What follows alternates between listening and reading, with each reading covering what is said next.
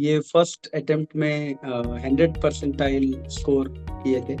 और if I am not wrong, आपके mathematics में भी 100 परसेंटाइल थे। और यस सर, फिजिक्स में 100 फिजिक्स में। परसेंटाइल, मैथ्स और फिजिक्स में 100 परसेंटाइल थे आपके। और हम्म, ओवरऑल भी 100 परसेंटाइल थे।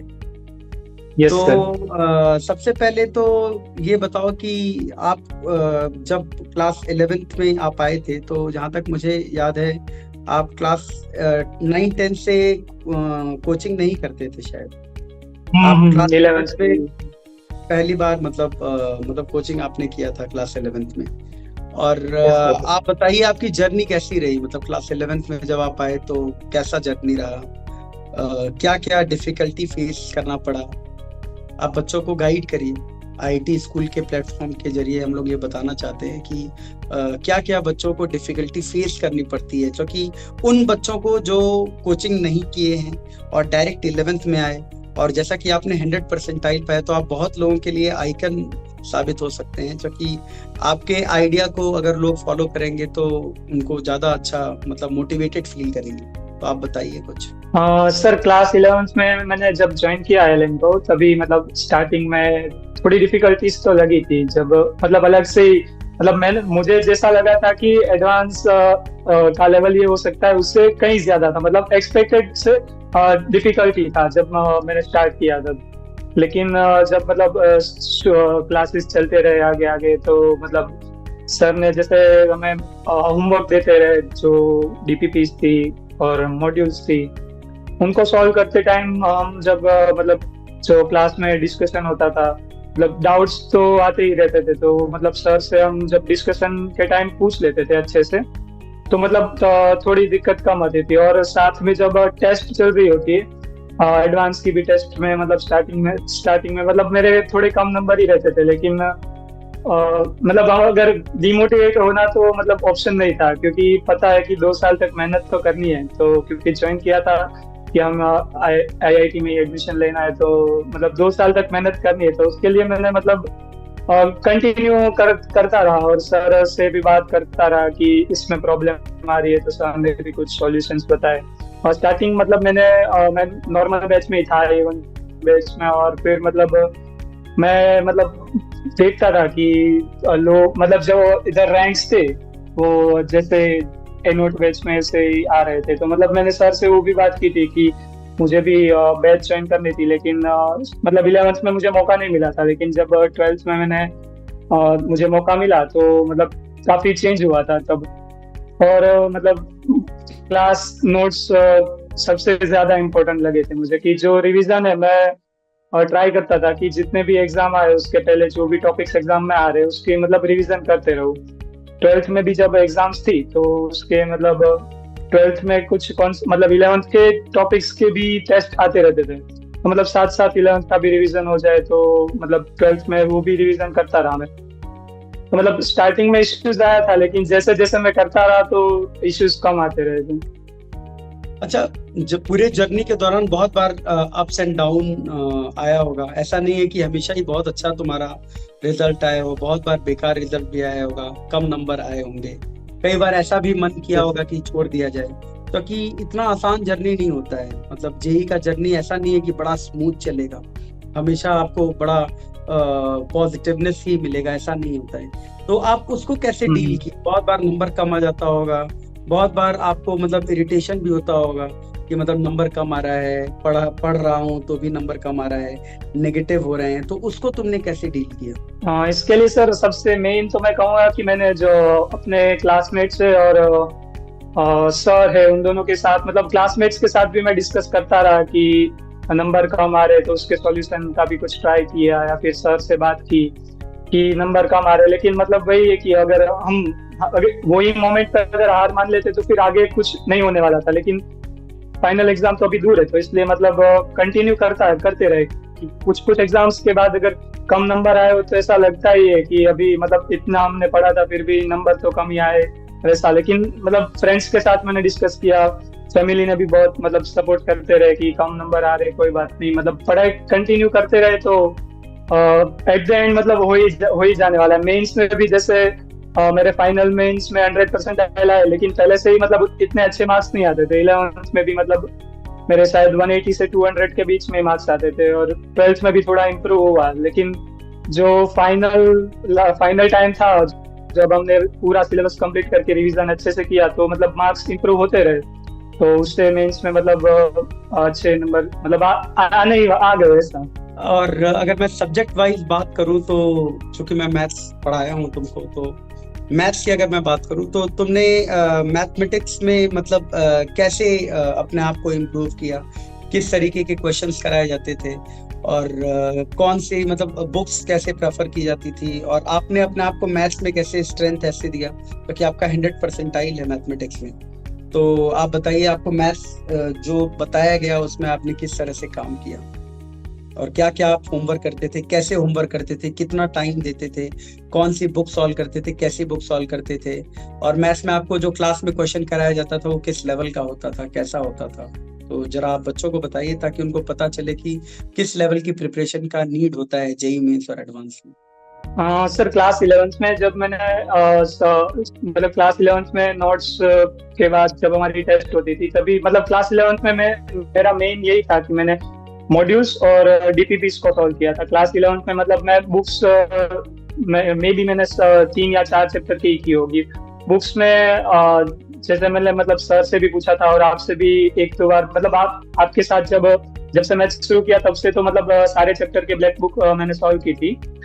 और लेकिन 11th में मैंने मतलब 3-4 चैप्टर की थी। लेकिन जब मैंने मेरा 12th शुरू हुआ और मतलब आपके बैच में मैं आया, आपसे मैथ्स पढ़ा, तो तभी मतलब मुझे लगा कि मैथ्स पढ़ने में भी मतलब कुछ तो चेंज आ गया था। जब से मतलब आपसे पढ़ना शुरू किया था, मतलब जो क्लास में जो डिस्कशन होता था मैथ्स के लिए, वो सब मतलब बहुत ही इंटरेस्टिंग जैसा था कि क्वेश्चंस बहुत ही बढ़िया लेवल के थे, और साथ में जो डिस्कशन होता था क्लासमेट्स के साथ, आपके साथ, और जो भी मॉड्यूल्स और दूसरी बुक्स के भी डिस्कशन होते थे, उसमें भी मतलब काफी कुछ सीखने को मिला था। मतलब हर बार सीखने को मतलब मिलता ही रहा था। अगली चीज मैं ये पूछना चाहता हूँ कि तुम्हारे पेपर करने का स्ट्रेटेजी क्या था, मतलब क्योंकि तुम 100% ऑब्वियसली पाए हो, तो इसका ये मतलब है कि तुम्हारे पेपर करने का स्ट्रेटेजी बहुत पॉजिटिव रहा होगा। पेपर में तुम बहुत आराम से अपने टाइम को मैनेज किए होगे, और पेपर का टाइम मैनेजमेंट एक बहुत इंपॉर्टेंट स्किल है जो बच्चे इन जनरल जेईई मेंस में नहीं कर पाते हैं। तो प्लीज बच्चों को गाइड करो कि तुमने अपने टाइम को कैसे मैनेज किया पेपर में। सर, टाइम मैनेजमेंट के लिए मैं मतलब सबसे मेन तो वही है कि जो मैंने एनालिसिस किया था अपने पेपर्स का, मतलब जो मेंस में मतलब जब मेरे मार्क्स कम आते थे तो मैंने मतलब रीजन जानने की कोशिश की। तो उसमें मतलब यही पता चला कि फिजिक्स और केमिस्ट्री, मैथ्स में मतलब सिर्फ 1 आवर या 1 आवर 15 मिनट्स उतना ही टाइम बचता था। तो सबसे पहले तो मैंने यही ट्राई की कि मैं फिजिक्स और केमिस्ट्री को जितना हो सके उतना जल्दी कंप्लीट करने की ट्राई करूँ। और फिजिक्स में भी मतलब जो भी अगर जो हम प्रीवियस ईयर के पेपर्स देखे 2022, 2023, तो उसमें तो फिजिक्स में क्वेश्चंस बहुत ही आसान आ रहे थे। तो जब मॉक टेस्ट हमारी शुरू हुई थी लास्ट में, तो उसमें जब मैंने 2023 के पीवाईक्यू किए, तो उसमें मतलब फिजिक्स तो बहुत ही आसान थी, लेकिन उसमें भी जो सिली मिस्टेक्स होती थी वो बहुत मतलब सिली मिस्टेक्स तो नहीं, जो मतलब मिस्टेक्स हो जाती थी कभी कभी गलती की वजह से, तो उसको भी मतलब मैंने ट्राई किया कि एलिमिनेट कर पाऊँ। लेकिन मतलब टाइम मैनेजमेंट के लिए यही था कि फिजिक्स वो आसान आ रही थी तो मैं उसको 30 to 40 मिनट्स में कंप्लीट कर लेता था, और बाद में केमिस्ट्री भी 30 to 40 मिनट्स में कंप्लीट करके मैथ्स को हो सके उतना ज्यादा टाइम देने की कोशिश करता था। शुरू में मतलब जो मेरे कम नंबर आ रहे थे उसका रीजन मुझे एक यही लगा था कि मैंने मैथ्स में ही मतलब कम टाइम दे रहा था। तो जब से मैथ्स में मैंने ज्यादा टाइम देना शुरू किया तब से मतलब काफी इम्प्रूवमेंट भी हुआ था। तो मतलब मैथ्स में मिनिमम 1 आवर 45 मिनट्स जितना तो टाइम रिक्वायर्ड है मेंस के लिए। तो वो जैसे टाइम मैनेजमेंट मतलब जैसे वो मुझे समझ में आ गया, तो तब से मतलब टाइम मैनेजमेंट बढ़िया रहा था। तुम रेगुलर कितने घंटे मतलब रिलीजियसली मतलब पढ़ाई करते थे, कितने घंटे किस तरीके से पढ़ते थे मैथ्स, फिजिक्स, केमिस्ट्री, और कितने क्वेश्चंस तुम रेगुलर बेसिस पे करते थे? ये एक बार बच्चों को बताना कि कितने घंटे मतलब आपको अपने देने होंगे ताकि आप एक अच्छा रैंक पा सके। और मैथ्स में या फिजिक्स में या केमिस्ट्री में, तीनों ही जो कि बहुत इंपॉर्टेंट इंटीग्रल पार्ट है जेईई का, तो मैथमेटिक्स की अभी बात कर लें तो तुम कितने घंटे मैथमेटिक्स को देते थे, कितना प्रैक्टिस करते थे, कितने क्वेश्चंस ऑन एन एवरेज करते थे? एक बार प्लीज बच्चों को गाइड करो। हाँ, मैथमेटिक्स में ऑन एन एवरेज मतलब दिन में 11th में तो मैं सिर्फ मॉड्यूलर डीपीपीज को ज्यादा फोकस करता था, तो तभी मतलब मिनिमम 2 आवर्स जितने तो मैथ्स में यूज होते ही होंगे। लेकिन जब बुक्स लगाना भी शुरू किया तो तभी ऑन एन एवरेज डेली के 30 to 40 क्वेश्चन तो होंगे ही डेली के ऑन एन एवरेज। और उसमें मतलब कभी कभी अगर कोई आसान जैसा लेंथी चैप्टर ना हो तो उसमें 2 आवर्स या 2.5 आवर्स लगते थे। अगर कोई लेंथी चैप्टर हो तो 3 आवर। क्लास नोट्स भी रिवाइज करने होते थे पहले, और उसके बाद पीवाईक्यूज भी मैं सॉल्व करता था मेंस के, जो 2022 के, 21 के या फिर 23 के। तो उसमें मतलब 5 आवर्स तो मिनिमम लग ही जाते थे जब सिलेबस कंप्लीट हो गया उसके बाद। और बाद में मतलब जब लास्ट मोमेंट था कि जब हमारे मॉक्स ही चल रहे थे, तो उसमें मैं यही करता था कि जो टाइम मिले मुझे टेस्ट देने के बाद, तो मैं जो क्वेश्चंस टेस्ट में नहीं हुए उनको कर लेता था। और जो टेस्ट में मतलब जो 10 इंटीजर होते थे उसमें से 5 तो कर लिए थे, तो बाकी के 5 भी मैं वापस उसी टाइम में कर लेता था जब टेस्ट खत्म हो उसके बाद। अच्छा ये बताओ, जो जेई का जर्नी होता है वो बड़ा मोनोटनस हो जाता है एक टाइम पे, जो कि रोज पढ़ना, रोज होमवर्क करना, फिर जा करके इंस्टीट्यूट में जाना, कोचिंग करना, बहुत मोनोटनस लाइफ हो जाती है। तो उसको तुमने कैसे डील किया, उसको कैसे तुमने मतलब कैसे बैलेंस कैसे बनाया तुमने उसका? बहुत बार तुमको ऐसा लगता होगा कि मतलब हमेशा पढ़ाई करना पड़ रहा है, फिर ये करना पड़ रहा है, तो थोड़ा बहुत लेजर टाइम तुम कैसे निकालते थे? क्या तुम बहुत ज्यादा मतलब सोशल मीडिया पे एक्टिव रहते थे, या क्या करते थे ऐसा कि तुम वो लेजर टाइम निकाल करके अपने आप को मतलब इस तरीके से रखते थे कि अपने चीज को और अच्छे से फॉलो कर पाओ, या पढ़ाई को और बढ़िया से देख पाओ? तो उसके लिए तुम क्या किया करते थे? सर 11th में मतलब मैं एक मेरी हॉबी को भी साथ में कंटिन्यू कर रहा था, म्यूजिक की, तबला की हॉबी, इंस्ट्रूमेंट की। तो मतलब उससे भी जो फ्री टाइम रहता था उसमें मतलब हॉबी करके मतलब वो म्यूजिक बजा के मतलब जो कहते हैं कि माइंड फ्रेश हो जाता था। तो 11th में तो मैं वही करता था डेली, मतलब करता था वो।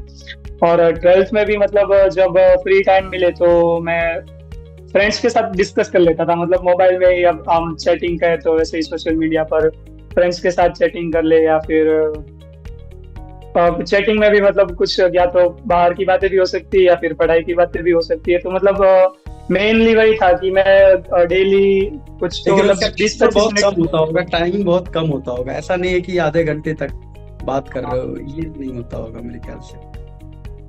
हाँ, तो एक चीज मतलब फ्रेंड्स से डिस्कशन कर लेता था कुछ ना कुछ बात। तो उससे वही मतलब माइंड फ्रेश रहता था कि मतलब दिन में अगर पूरा दिन पढ़ा हो तो रात को थक गए होते, तो फिर मतलब 15 20 मिनट 25 मिनट बात करके थोड़ा फ्रेश हो जाता था माइंड, ताकि दूसरे दिन वापस हम वही एनर्जी के साथ कंटिन्यू कर पाए। एक चीज बच्चों को बड़ा मतलब ये प्रॉब्लम रहता है कि जो रिड्यूस सिलेबस है, क्या रिड्यूस सिलेबस बच्चों को छोड़ना चाहिए? क्योंकि जेई एडवांस में तो कुछ भी रिड्यूस सिलेबस नहीं है, तो क्या रिड्यूस सिलेबस के साथ बच्चे को तैयारी करनी चाहिए, या उसको पूरा का पूरा लेकर के चलना चाहिए? क्योंकि एडवांस में तो सब कुछ आने वाला होता है। तो तुम क्या फॉलो किए हो? क्या रिड्यूस सिलेबस को तुमने छोड़ दिया था जेई मेंस के पार्ट के लिए? और अगर छोड़ा था तो क्या ऐसा हुआ था क्या कि जेई मेंस में जो रिड्यूस सिलेबस था उसमें जो सिलेबस के पोर्शंस हटाए गए थे उनसे क्वेश्चंस थे क्या? और क्या तुम उसको छोड़े थे या उसको ले करके तुम चले थे? क्योंकि वो चीजें तो देखो एडवांस में आनी ही। तो तुमने क्या किया था, तुम्हारा प्रिपरेशन स्ट्रेटेजी क्या था इसको लेकर के? मतलब मैं तो सभी स्टूडेंट को यही सजेस्ट करूंगा कि जो रिड्यूस सिलेबस है, क्योंकि वो एडवांस में तो है ही, तो मतलब आपको पहले से ही उसकी तैयारी करनी चाहिए, उसको छोड़ना तो बिल्कुल नहीं चाहिए। अभी से ही अगर अच्छी तरह से पढ़ लोगे तो लास्ट में जब अलग से एडवांस की प्रिपरेशन का टाइम मिलेगा तभी मतलब दिक्कत कम आएगी। तो रिड्यूस सिलेबस को पहले से ही करना चाहिए। मैंने भी साथ साथ किया ही था रिड्यूस सिलेबस को पूरे। तो मतलब जब रिवीजन का टाइम आया था, हमारा सिलेबस कंप्लीट हो गया था, तब तक मेंस का मतलब हमें पता चल गया था कि सिलेबस ये है। तो तभी अगर एडवांस की जो मॉक टेस्ट चल रही थी उसमें साथ साथ तो मतलब कुछ टाइम तक चल रही थी एडवांस की मॉक टेस्ट, तो उसके पहले मतलब मैं कर लेता था रिवाइज, जो रिड्यूस सिलेबस के भी है उससे भी उसका रिवीजन भी मैं साथ साथ करता था। लेकिन फिर जब मतलब लास्ट 1 मंथ ही बचा था मैं इसके पहले, तभी मतलब मैंने वो उनका रिवीजन कह सकते हैं कि छोड़ दिया था, क्योंकि फिर मेंस पे फोकस ज्यादा रखा था। और जो रिड्यूस सिलेबस है, मतलब पी ब्लॉक जैसे केमिस्ट्री में है, वो रिड्यूस सिलेबस कह भी सकते हैं, नहीं भी कह सकते, क्योंकि उसमें से कुछ टॉपिक एनटी वालों ने रखे थे और कुछ टॉपिक को हटा दिया था। तो मतलब उसमें भी मतलब इनऑर्गेनिक केमिस्ट्री में हर चैप्टर में यही है कि अगर आपने एनसीईआरटी अच्छे से पढ़ी हो तो आपके केमिस्ट्री में मतलब इनऑर्गेनिक में तो फुल आ ही जाएंगे। तो मैंने भी मतलब पी ब्लॉक को पढ़ा तो था, लेकिन मतलब थोड़ा लाइट में लिया था। तो जो कह सकते हैं कि जो केमिस्ट्री में मेरा एक क्वेश्चन गलत हुआ वो इसी की वजह से हुआ था कि मैंने पी ब्लॉक को थोड़ा लाइटली ले लिया था। तो मतलब मैं तो मतलब मैं तो यही सजेस्ट करूंगा कि आप अच्छे से रिड्यूस सिलेबस को भी कर ही ले साथ में, ताकि बाद में जब एडवांस की प्रिपरेशन में आप मतलब पूरा एडवांस की प्रिपरेशन शुरू कर रहे हैं तभी दिक्कत कम आए, इसलिए। Thank you. तुम्हारे चीजों से बच्चों को काफी कुछ सीखने को मिला होगा, क्योंकि एक अच्छे रैंक को पाने के लिए क्या क्या चीजें करनी चाहिए वो बहुत इंपॉर्टेंट है। और तुम्हारा जर्नी थोड़ा इंस्पिरेशनल इसलिए भी है क्योंकि तुम पहले तो 9-10 में तुमने कुछ कोचिंग नहीं ज्वाइन किया था, 11th में आए, मतलब टॉप बैच में नहीं थे, उसके बाद तुम टॉप बैच में आए और उसके बाद से तुम 100% पाए हो। तो तुम्हारा जर्नी बहुत इंस्पिरेशनल है और बच्चों को बहुत कुछ सीखने को मिला होगा। और मैं आशा करता हूँ कि तुम्हारा बहुत अच्छा एडवांस में रैंक आएगा और पूरा उम्मीद है कि अंडर 100 में तुम्हारा रैंक होना चाहिए।